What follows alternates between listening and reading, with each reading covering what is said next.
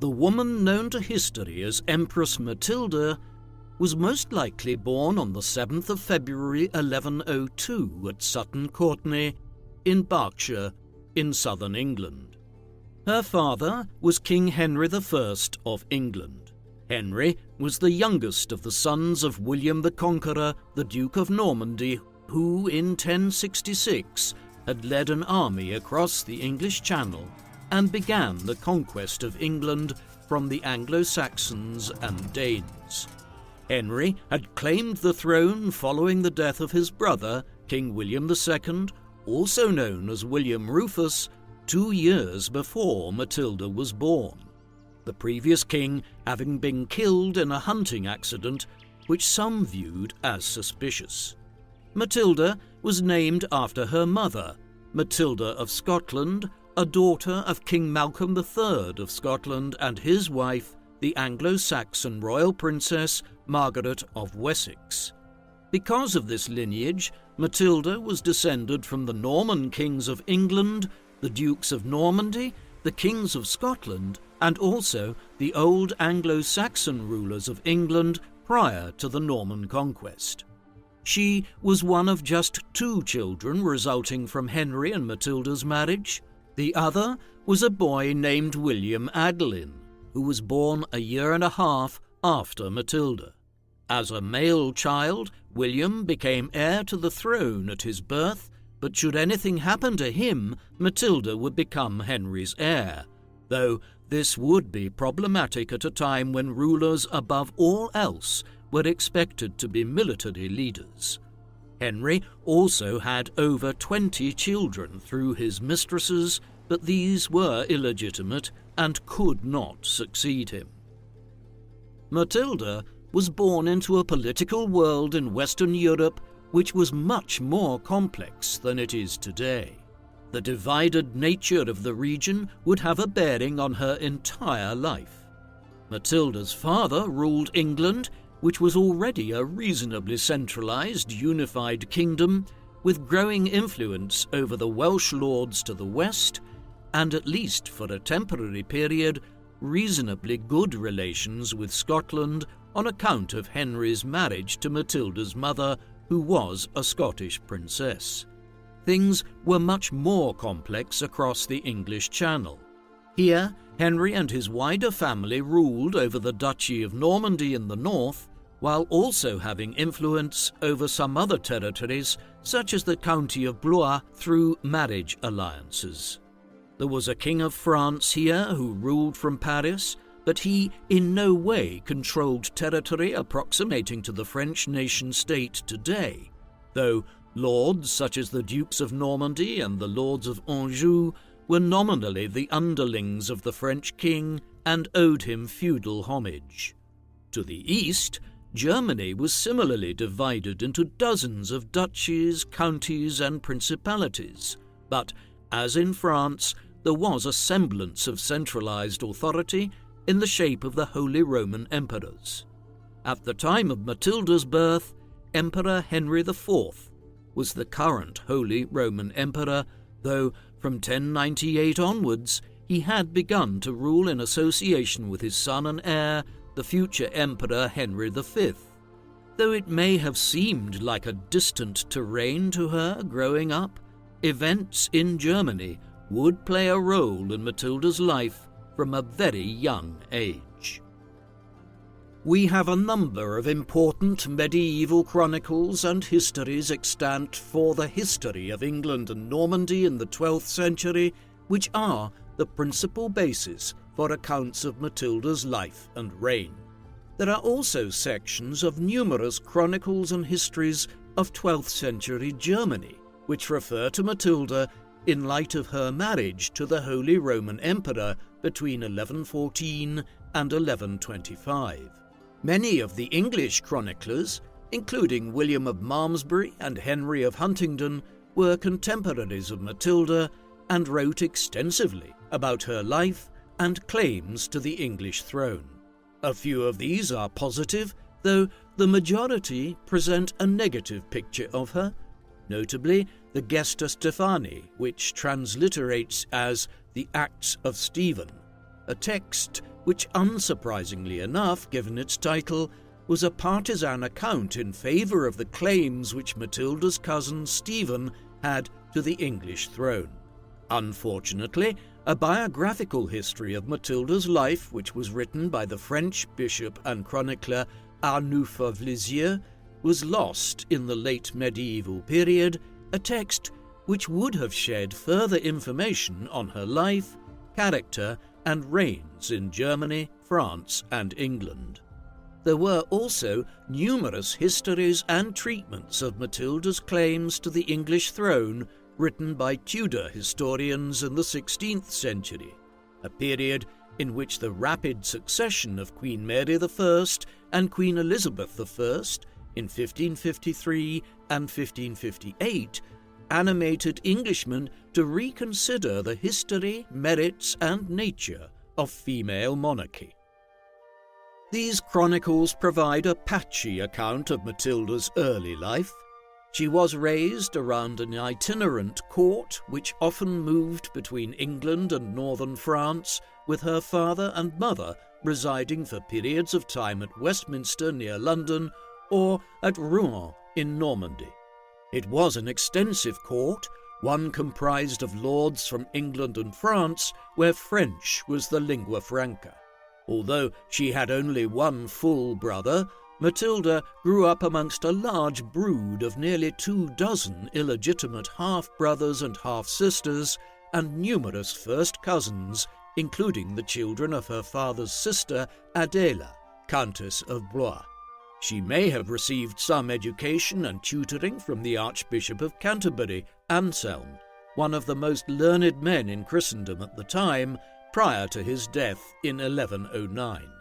Other monks and bishops would also have tutored the children of the royal court at a time when educational standards in Europe were experiencing a major period of growth, which has led historians in recent times to speak of a 12th century Renaissance, which presaged the Italian Renaissance of the 15th century.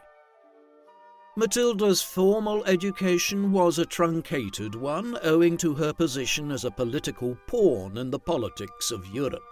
As her father's only legitimate daughter, the issue of who Matilda would marry was always going to be an important one. As early as 1109, there were diplomatic negotiations underway between Matilda's father and Henry V, the Holy Roman Emperor, and the most powerful figure in Central Europe, for the emperor to potentially marry Matilda one day. Despite the roughly 20-year age difference between them, the overtures could not be ignored from such a prominent figure, and in 1110, when she was just 8 years old, Matilda was sent to Germany as part of a diplomatic mission where the diplomats who accompanied her finalized the negotiations with the emperor. Despite her ludicrously young age, Matilda's father agreed to the betrothal of his daughter to the emperor, and thereafter she was raised for the next 4 years in Western Germany in order to acclimatize her to the German culture and the language of the people she would become Empress of in years to come. Even by the standards of medieval Europe, the decision to hold a wedding ceremony in January 1114 at the city of Worms, when Matilda was still a few weeks short of her 12th birthday, while Henry V was at least in his late 20s and perhaps as old as 33 years, was unusual. Typically, marriage ceremonies were not held until the participants were at least 13 or 14 and were deemed to be entering their young adult years by the standards of the time. Matilda would spend just over a decade as the Holy Roman Empress, the most senior royal woman in Germany. It was a tumultuous period in imperial history, as her husband was, in effect, at war with the papacy in Rome for control over northern Italy, a major part of the Holy Roman Empire at this time. Henry V had even been excommunicated with papal sanction in 1112, 2 years before marrying Matilda. In the first years after the marriage, Henry spent much of his time campaigning south into the plain of Lombardy, and after a time, Matilda joined him there with her entourage and household staff. At one point, in 1117, even heading south towards Rome itself, as the emperor tried to seize the Eternal City. Curiously, despite her young age, Matilda was playing an active role in political affairs by 1116 and 1117, with evidence pointing towards her attending government councils and acting as an unofficial sponsor of political measures that arrived to the imperial court. In 1117, she also claimed the title of Holy Roman Empress, as Henry emerged as the victor of the military clashes in Italy. However, the title was not given the imprimatur of Pope Paschal II, and whether she legally was entitled to call herself Empress, or simply held the more junior imperial title of Queen of the Romans, was a matter debated for years to come. Matilda consistently maintained that she was the Empress Matilda, even long after leaving Germany. In 1118, Matilda's significance in her husband's government was made clear when he himself returned to Germany to quell growing unrest amongst several feudal lords there, and left Matilda in charge of the imperial government south of the Alps in his absence.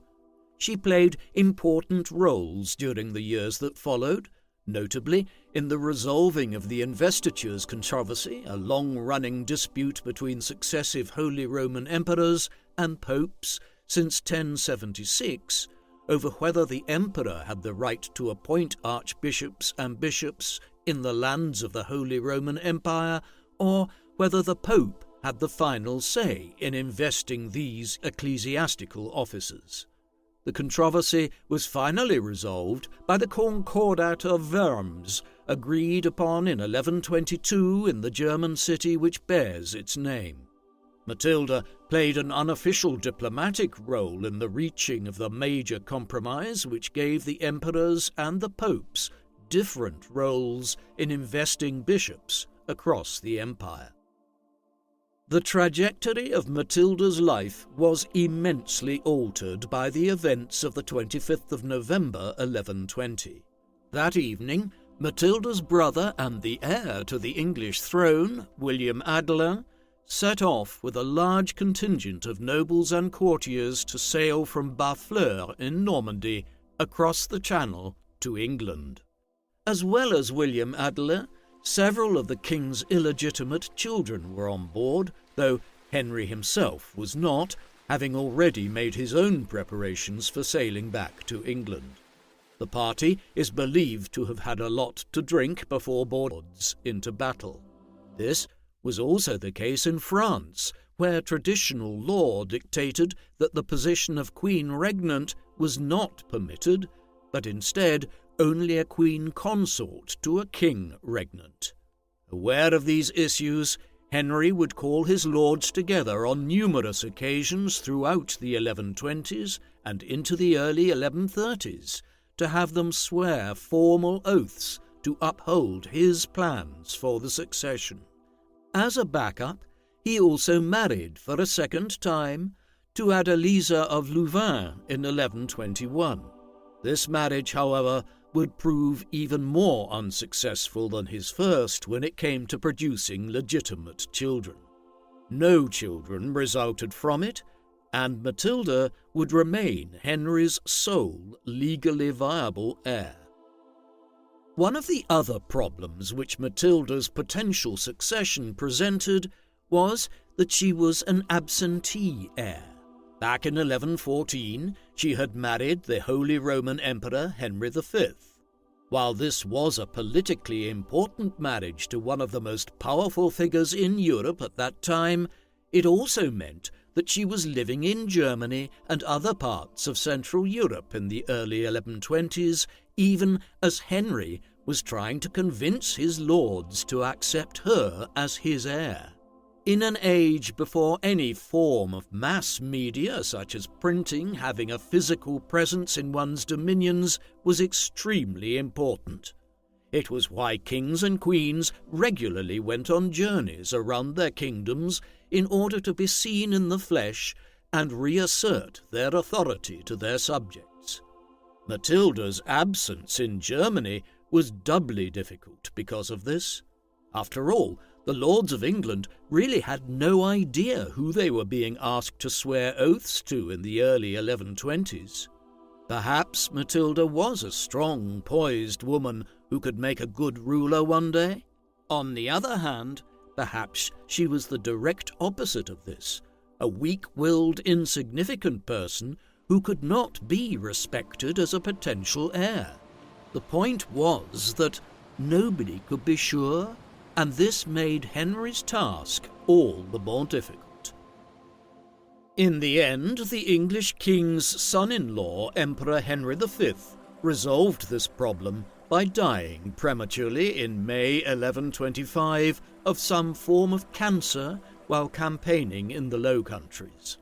He and Matilda had no surviving children, though, as noted, a child had been born years earlier but died in infancy. The imperial title thus passed to Lothair of Supplinburg, Duke of Saxony. Freed from her marriage bonds and with no children or family tying her to Germany, Matilda returned home to England in 1126. There, her father's knights and lords would have had their first sustained impression of the woman who Henry wanted to rule over them one day. They should have been reassured to some extent. Matilda was a poised, capable woman, one who might not have been able to lead them into battle in the traditional sense, but who many would have believed could make a good queen. Still, others could never be convinced of the plausibility of a female monarch, and others were disillusioned more broadly with high levels of taxation which the king was imposing and which deepened their opposition to his succession plans. After a spell in England, Matilda crossed the English Channel and took up residence in Normandy. Here she continued to style herself as Empress Matilda despite the death of her husband, the Emperor, in 1125, an affectation which subsequent chroniclers and historians were happy to continue, and Matilda remains known to history as Empress Matilda to this day. In France, her father soon arranged another marriage for her. This time, the proposed groom was Geoffrey Plantagenet, the son and heir of the Count of Anjou, Touraine, and Maine. The counties of Anjou, Touraine, and Maine were sizable feudal lordships which lay to the south of Normandy, north of the county of Poitou, and to the west of Paris. They covered a substantial proportion of north-central France, and so Matilda's marriage to Geoffrey was, at least on the surface, an astute move, which ensured Matilda would have financial and military backing if she had to fight for her crown after Henry died. Yet the marriage was problematic in other ways. Geoffrey was still 10 weeks shy of his 15th birthday when they married on the 17th of June 1128, and once he succeeded as Count of Anjou, Touraine, and Maine the following year, he soon developed a reputation for heavy-handedness which aroused the animosity of some of the more minor lords of Normandy to the north. This alienated some further potential supporters of Matilda, though in the end the resources which Anjou was able to bring to bear after Henry's death were crucial in keeping Matilda's hopes of claiming the throne alive. The late 1120s and early 1130s were difficult years for Matilda. Much of this was brought about by the ongoing issues concerning the succession.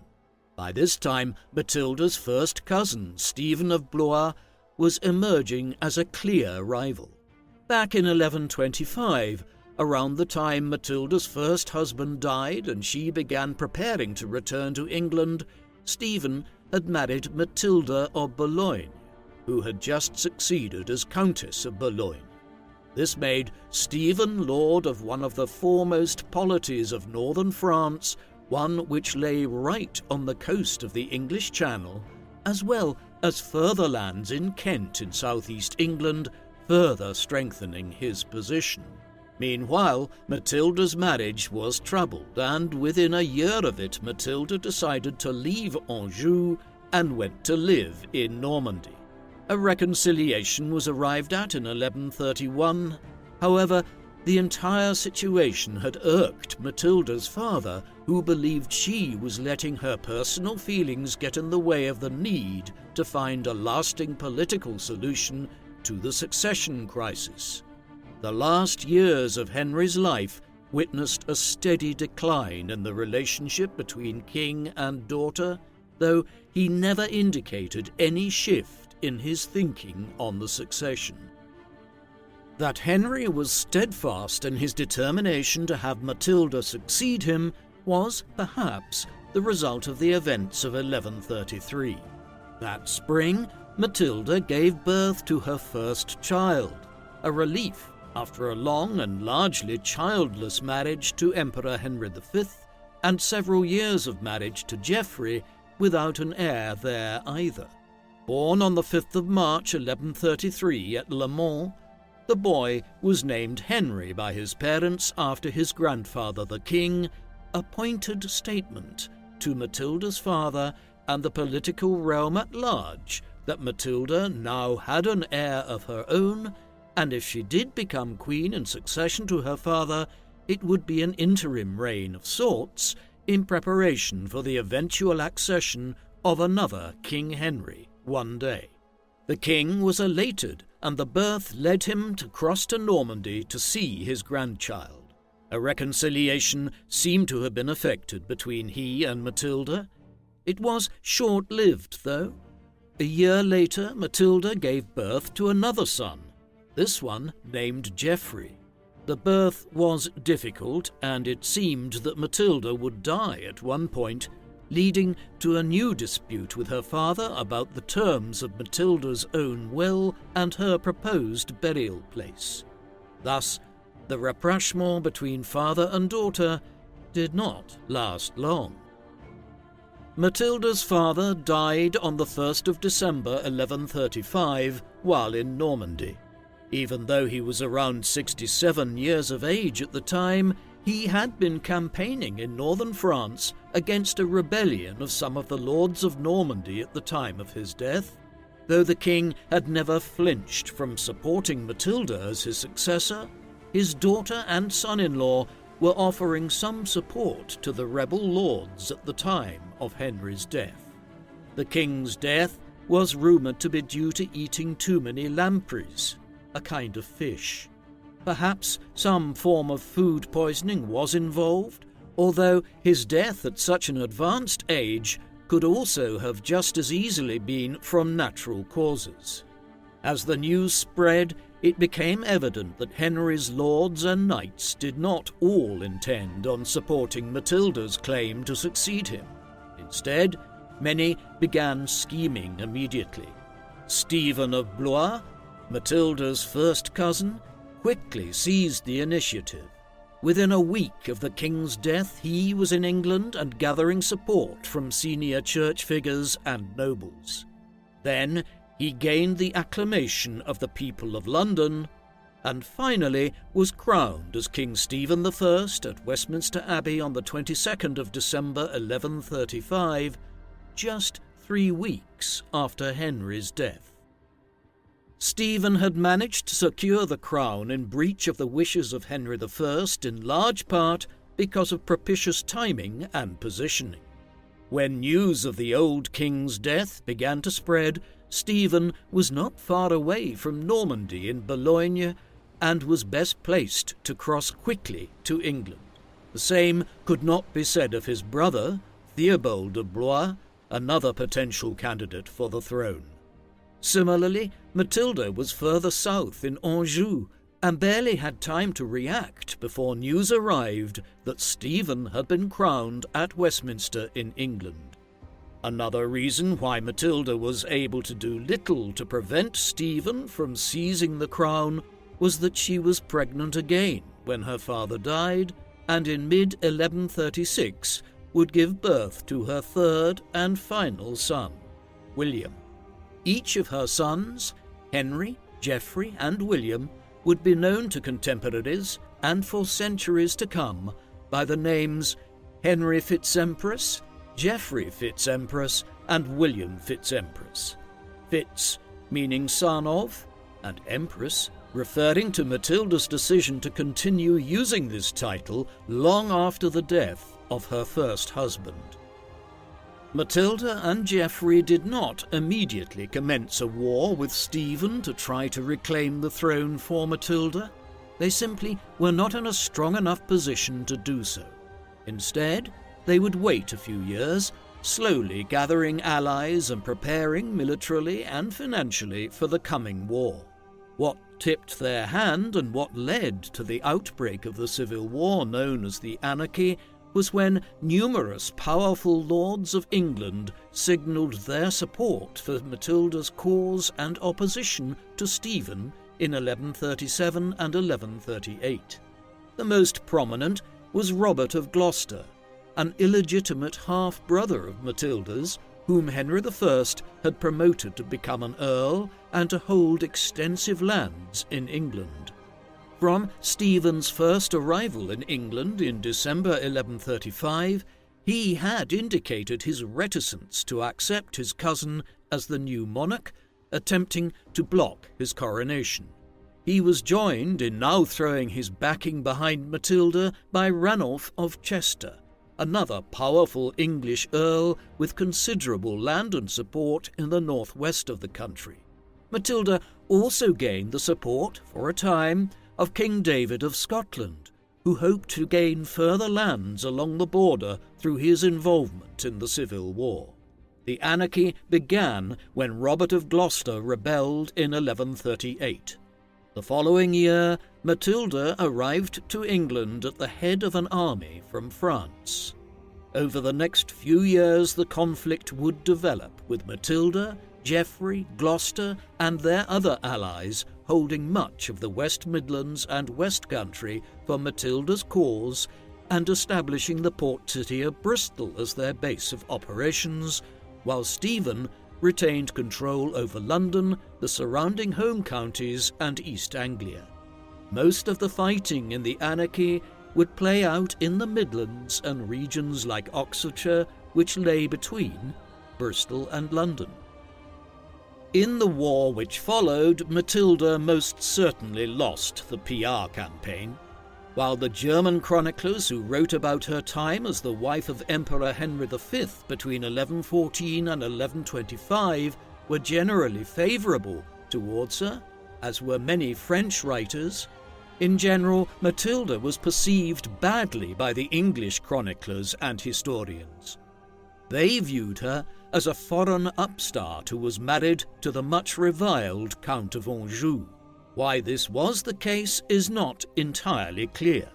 Stephen, who was portrayed much more sympathetically by chroniclers like William of Malmesbury and Henry of Huntingdon, was hardly an Englishman himself, having been born in France, hailing from Blois, and being Count of Boulogne in northern France prior to seizing the throne of England. Conversely, he had spent periods of time in England since the mid-1110s and had extensive estates there, whereas Matilda, though born in England, had always been a distant figure in Germany, Italy, and France. Stephen also appears to have been more humble, whereas English commentators were at pains to stress Matilda's proud and often overbearing nature, something which led one writer to refer to her even in her later years as being of a tyrannical disposition. All of this was evinced in her insistence on being termed Empress Matilda. Unquestionably, the most consequential events of the anarchy, other than those that brought it to an end many years later, occurred in 1141. Early that year, Stephen was laying siege to Lincoln Castle when Robert of Gloucester marched with several hundred knights and a large contingent of Welsh allies to relieve the siege. The Battle of Lincoln ensued on the 2nd of February 1141 after Gloucester and his forces arrived. It was a decisive defeat for Stephen, one in which he was abandoned by many of his allies under pressure from Gloucester's forces. Stephen and his own entourage became surrounded in the midst of the melee, and despite their efforts to fight their way out, Stephen was captured by Gloucester's forces. Now a prisoner, he was taken west towards Bristol, where Matilda ordered his imprisonment in Bristol Castle. This incredible victory left Matilda seemingly victorious, though Stephen's cause was not defeated. No sooner did word arrive to London and Westminster of the king's capture than his wife, confusingly also named Matilda, began gathering forces to strike back against the Empress and to keep Stephen's cause alive. The brief war of the two Matildas which would follow would soon lead to another major shift in the military and political landscape. All of that lay in the months ahead. In the immediate term, Matilda had won a major victory over Stephen and had her great adversary in captivity. She now moved to claim her birthright and fulfill her father's wishes for the succession by becoming ruler of England. And yet, there was a peculiar aspect to this. Although Matilda generally used the title of Empress, and she was now aspiring to become queen, she did not adopt either of these titles, instead issuing royal charters and grants under the title of Domina Anglorum, meaning Lady of the English. In early April, she and her followers, along with some leading figures of the English church that she had won over to her cause, arrived to Winchester, home of one of the greatest Gothic cathedrals in Europe and a very important centre of the medieval English church. There, Matilda was made queen in a makeshift ceremony. However, a subsequent campaign to try and seize London failed, and Matilda gained neither the acclamation of the people of the capital nor was she crowned at Westminster. This was despite winning over Geoffrey de Mandeville, who controlled the Tower of London at the time, yet when Matilda advanced to try and enter London, the inhabitants indicated their clear unwillingness to allow her entry. Somewhat surprisingly, she did have the agreement of Stephen himself, who told some of his supporters to agree to the coronation of Matilda, perhaps fearing that he would be murdered at Bristol if he did not. Nevertheless, many people continued to view Matilda's coronation as entirely illegitimate. Matilda did not have long to enjoy her success. The other Matilda, Stephen's wife, Matilda of Boulogne, had gathered sufficient forces by this time that she was able to begin campaigning into the Midlands with the aid of her brother-in-law, Henry, Bishop of Winchester, and William of Ypres, a lord of the Low Countries who had brought mercenary troops to England to aid Stephen. On the 14th of September, they descended on Winchester and thoroughly routed the forces which were gathered there in support of Matilda. The rout of Winchester was significant in that Robert of Gloucester was also captured during the fighting. With her foremost ally and half-brother now in the hands of Stephen's wife and his allies, Matilda had no option but to arrange for the release of Stephen from Bristol. Hence, not much more than half a year after defeating Stephen at Lincoln, capturing him and having herself proclaimed as Lady of the English, Matilda was forced to release her cousin, and the civil war was back to being as contentious an affair as it had ever been.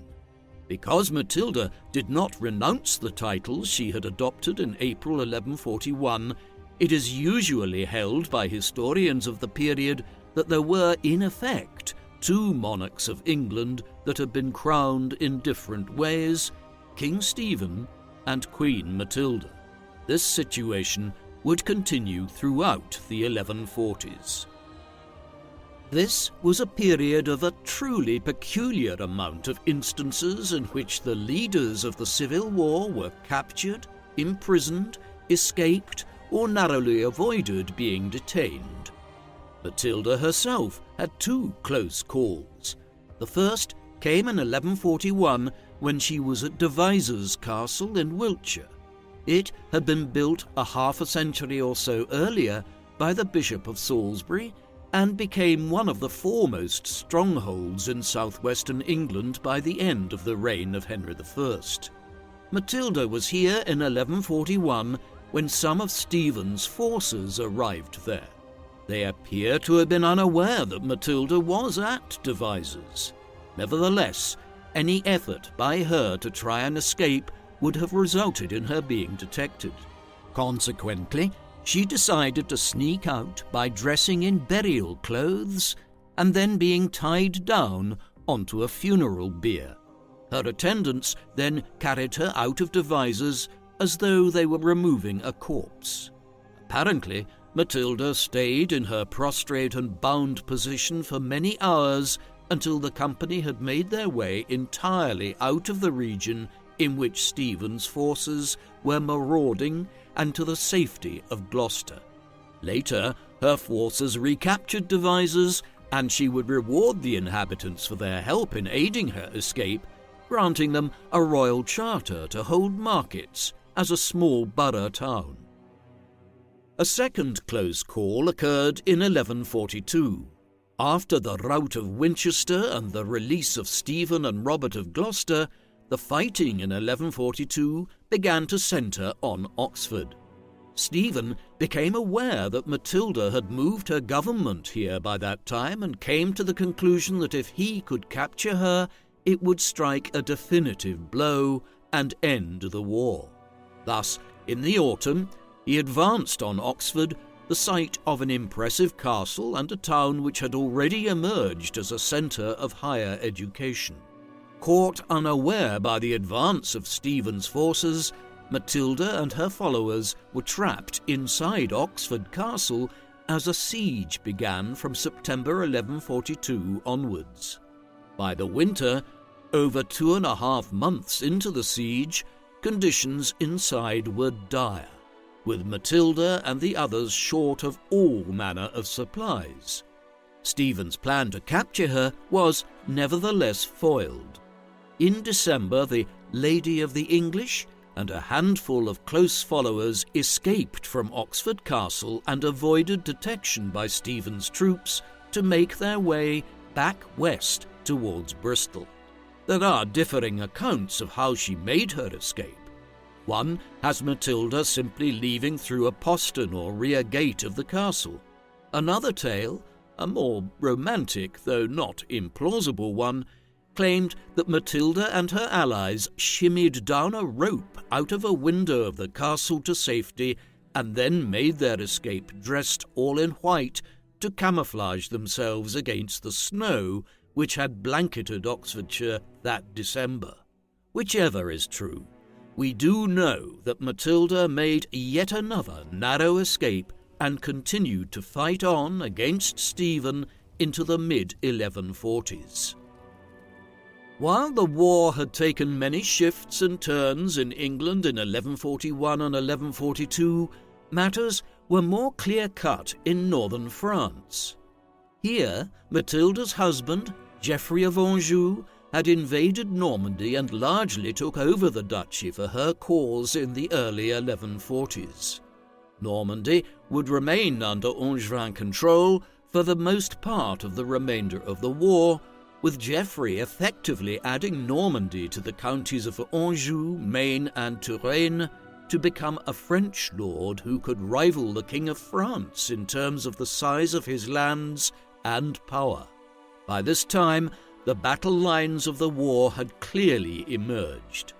France was lost to the Angevins, whereas In England, Matilda controlled the West Country, West Midlands, and part of the northwest of England, while Stephen had a solid base of support in the south, the home counties around London, north to East Anglia, and further north again towards York.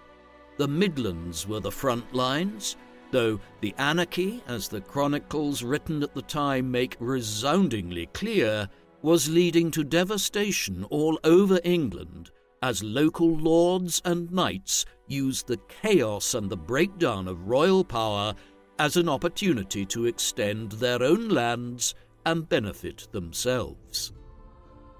The mid-1140s was a period of relative inactivity in the Civil War by comparison with the dramatic events of 1141 and 1142. First, the two sides became evenly matched and consolidated their control over various parts of England. Then, events far away to the east conspired to limit the scale of the conflict. In 1144, the county of Edessa, one of the 4 major Christian Crusader states that had been established in the Levant as part of the First Crusade half a century earlier, was captured by a Syrian Muslim warlord by the name of Zengi. When word of these developments arrived to Western Europe, a new crusade was preached and gained huge support. The King of France, Louis VII, was amongst those who took the cross and headed for the Holy Land. With their liege lord having committed to the Second Crusade, many French lords, the backbone of Matilda's support in the civil war with Stephen, agreed to head east as well, though some were diverted to Iberia in the end, where Lisbon was conquered for the Christian cause in 1147.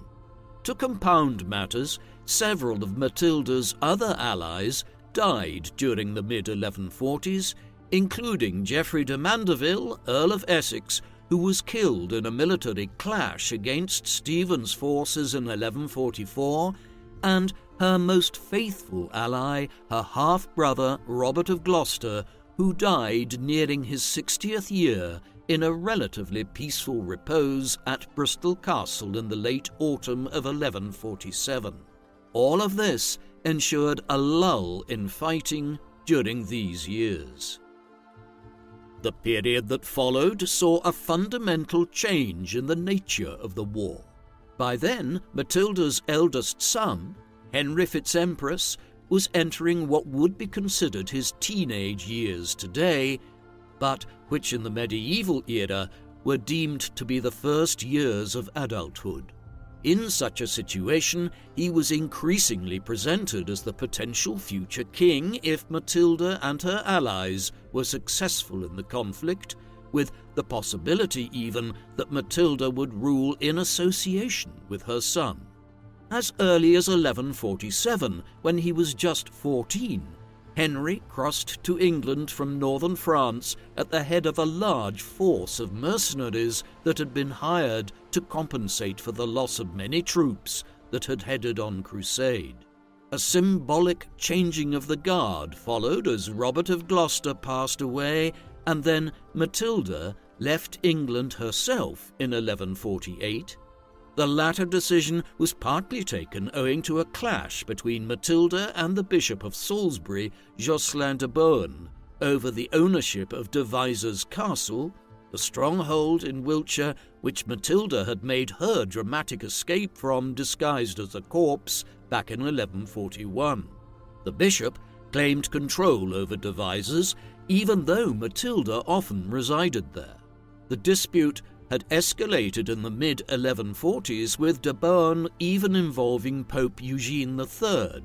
Deciding to cut her losses, and with her son now playing a more prominent role in affairs, Matilda headed for France. She would spend most of the remaining years of the Civil War at Rouen in Normandy. The political situation continued to shift in the period that followed. A critical moment came when Matilda's second husband, Geoffrey of Anjou, died suddenly and unexpectedly at just 38 years of age, in September 1151. A chronicle written by John of Marmoutier claimed that Geoffrey had been attending a council of his nobles and advisers at Le Mans when he suddenly came down sick with a severe fever. His illness was swift and he died on the 7th of September. He was buried in Saint-Julian's Cathedral in Le Mans, where Matilda had an effigy of him placed over his tomb. On this, his personal coat of arms, which included a blue shield and gold lions, was displayed in one of the earliest examples of the use of a heraldic coat of arms in medieval Europe.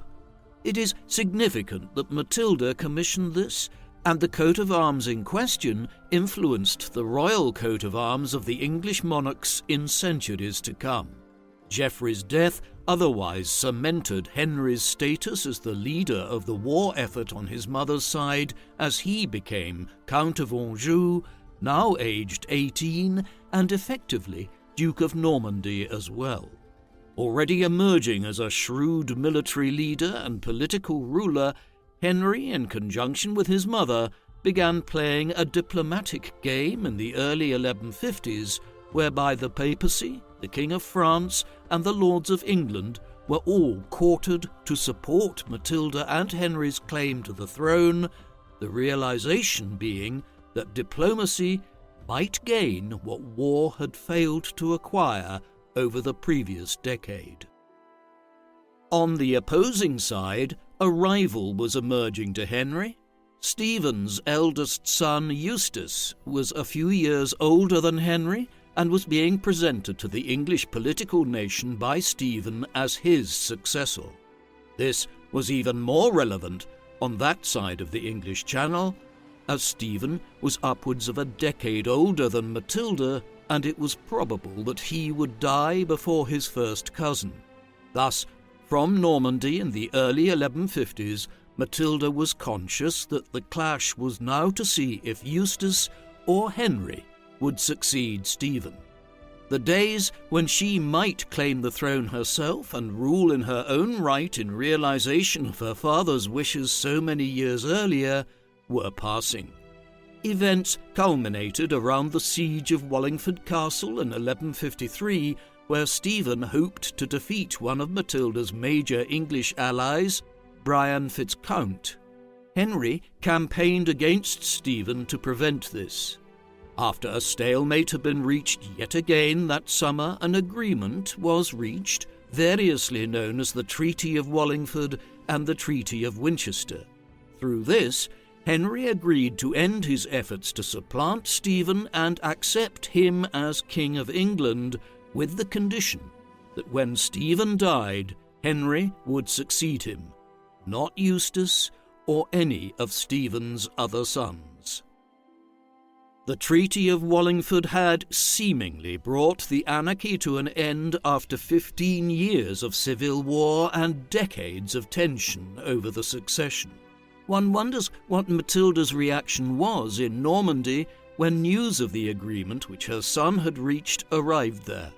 The settlement was perhaps not as concrete as it appears, though. In the months that followed, Stephen embarked on a flurry of activity to rouse his allies and tour England. It leaves the suspicion that he was making plans to try to renounce the agreement and commence the war again once the time was politically advantageous. However, just as the death of members of the royal family during the White Ship disaster in 1120 and of old King Henry I in 1135 had led to the anarchy, the deaths of two royals in quick succession ended it in the mid-1150s. First, Eustace died unexpectedly in August 1153, and then Stephen died just over a year later in October 1154. With this, the anarchy came to an end. Matilda was victorious, though the victory was largely for her son, who quickly secured control over the government of England after Stephen's death. He was crowned on the 19th of December 1154 as King Henry II at Westminster Abbey. Fittingly, during the ceremony, one of the crowns which was used was that which Matilda had brought back from her time married to Emperor Henry V in Germany 3 decades earlier, a symbolic statement of how Henry's mother had kept her line's claim to the throne alive since her days in Central Europe as a young woman. With the death of Stephen and the accession of her son as King Henry II, Matilda found herself for the first time in nearly 2 decades not fighting a war to claim her birthright and to implement the wishes of her father. She had not become queen herself, but her eldest son, who she had symbolically named after his grandfather, had. Matilda was victorious, and she now entered a period of quasi-retirement. She did not live in England, remaining instead in Normandy and spending the remainder of her life here. Although Henry was the Duke of Normandy, his mother acted as one of his senior representatives here as the new king, unlike his great-grandfather and grandfather, William the Conqueror and Henry I, viewed himself primarily as an English monarch rather than a French lord who just happened to be King of England as well. During these years, there was also a symbolic effort to acknowledge Matilda's position as the daughter of King Henry I. Consequently, despite her retirement in Normandy, we have royal charters and other government documents from the second half of the 1150s and into the 1160s which bear both Henry and Matilda's names and royal seals, a tacit acknowledgement that although Henry was the king, he had only become so through his mother stepping aside to allow him to succeed Stephen. During her later years in Normandy, Matilda became a major patron of the church and the religious orders in northern France. In particular, she was known for the favour she bestowed on the Augustinians. These were a religious order that lived monastic lives in accordance with the religious strictures of St. Augustine of Hippo, one of the great early church fathers. In 1059, agreements were reached concerning monastic life at the Lateran Synod, and this prepared the way for the emergence of the Augustinians as a religious order which challenged the supremacy of the Benedictines across Christendom in the 12th century. Matilda was a major patroness of them in northern France, both during the anarchy and especially during her semi-retirement, when money could be diverted to the purpose and not towards raising armies, though both the Benedictines and the Cistercians also benefited from her benevolence. She bestowed funding on the Abbey of Bec in Normandy, for instance, an institution which she had patronized for decades, and also on Bordesley Abbey in Worcestershire in England. In all instances, there was an awareness of the political benefits of patronizing religious abbeys and houses which played a prominent role in local politics, something Matilda had become aware of in her early years in Germany and had deployed as a political tool for decades. Her initial patronage of Bordesley, for instance, dated back to the early 1140s, when she cultivated relations there as a means of securing control over Worcestershire in the context of the Civil War. This political scheming aside, there is no doubt that Matilda was a genuine favourer of church reform and revitalisation, and she continued in her later years to sponsor the church in Normandy and further afield. Matilda was far from politically dormant in the years following the accession of her son as king. Though most of the letters involved are lost, it is clear from the chronicles and other ancillary evidence that Matilda maintained an extensive correspondence with her son during the second half of the 1150s and into the 1160s, with letters passing from Normandy to England and back again as she advised him on many political issues.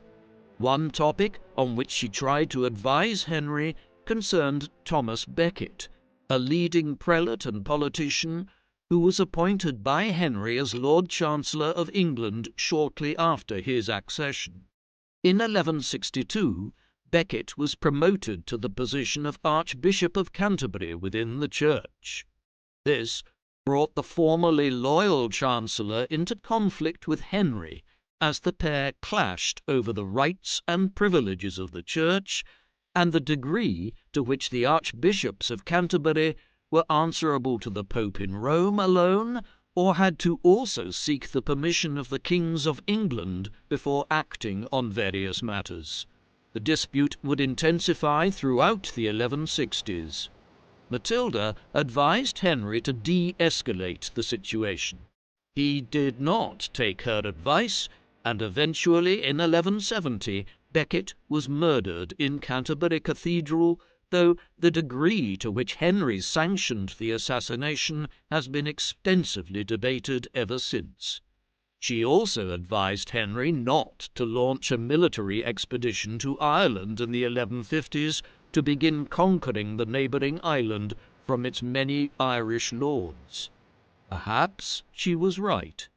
Henry did eventually sanction such a campaign after his mother died, beginning centuries of English entanglement with Ireland.